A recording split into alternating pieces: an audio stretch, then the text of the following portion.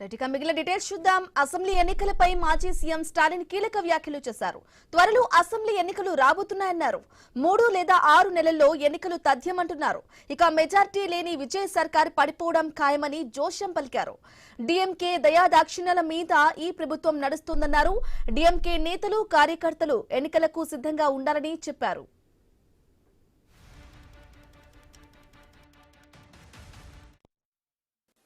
என்ற புகழை காப்பாற்றுகிற வகையில் தொடர்ந்து நாம் பணியாற்றுவோம்.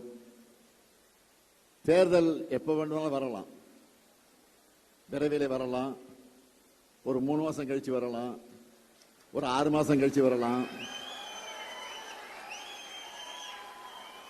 ஏன்னா ஆட்சி என்பது மெஜாரிட்டியோட வெற்றி பெறலவங்க நல்லா தெரியும் உங்களுக்கு. மெஜாரிட்டியோட இல்ல, மெஜாரிட்டி நான் 234 தொகுதிக்கு பாதியில் என்ன 118 வரணும். இப்ப எவ்வளவு ஜெயிச்சாங்க? 108 தான்.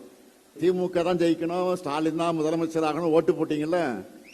ஓடி இருந்த கூட்டணி கட்சி ஆதரவுல தான் இன்னைக்கு இந்த வண்டி ஓடிக்கிட்டு இருக்கு. ஓடுகிற வண்டி எங்க போய் நிக்க போகுதுன்னு தெரியல. எப்ப எது நடந்தாலும் நாம ரெடியா இருக்கணும். எந்த நேரத்தில் தேர்தல் வரலாம், எந்த சூழ்நிலை வரலாம். 100% நம்ம ரெடியா இருக்கணும்.